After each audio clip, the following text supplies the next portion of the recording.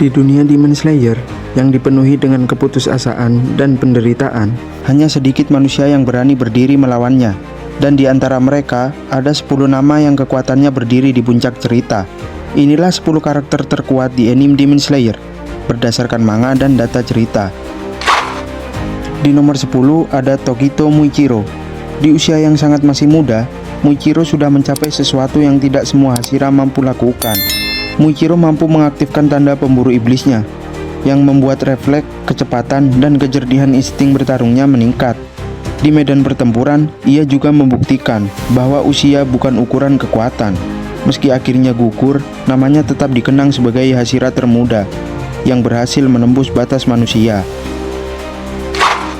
Di nomor 9, ada Giyu Tomioka, tenang, pendiam, dan selalu bersikap rasional. Giyu bukan tipe petarung yang membabi buta. Ia memilih presisi dibanding emosi.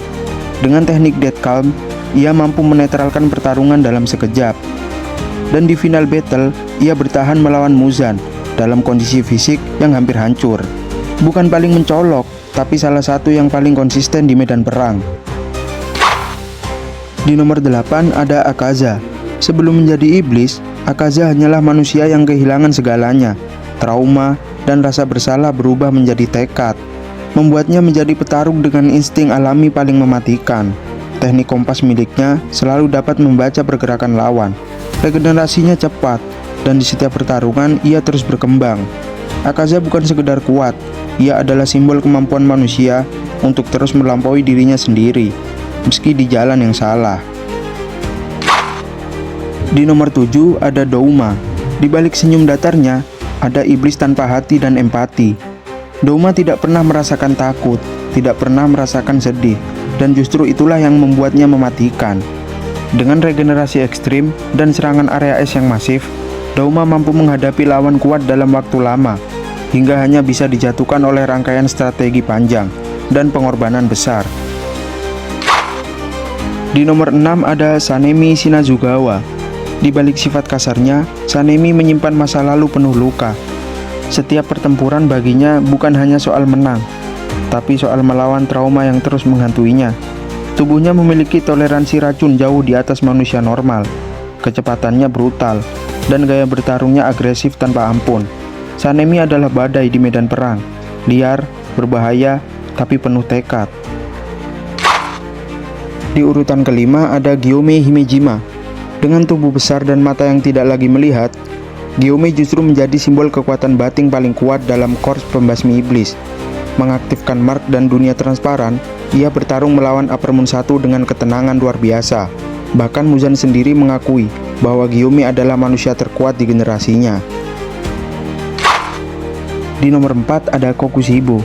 Masa lalunya adalah tragedi, dan keputusasaannya adalah penyesalan abadi. Sebagai mantan pendekar pedang yang hebat di era manusia, Kokushibo memadukan teknik pedang sempurna dengan tubuh iblis tingkat tinggi. Kecepatannya sulit dipahami, serangannya mematikan, bahkan Hashira elit harus bertarung bersama-sama untuk menjatuhkannya. Di nomor 3 ada Kibutsuji Muzan. Ia adalah sumber dari semua iblis, sekaligus akar dari semua tragedi ini. Muzan memiliki regenerasi tanpa batas, staminanya tak habis, dan serangan tentakel mematikan. Melawannya bukan sekedar duel, tapi pertempuran melawan ketakutan, waktu, dan rasa putus asa.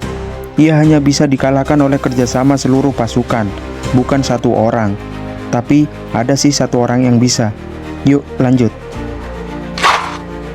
Di nomor 2 ada Demon King Tanjiro. Untuk sesaat, dunia hampir menyaksikan mimpi buruk baru.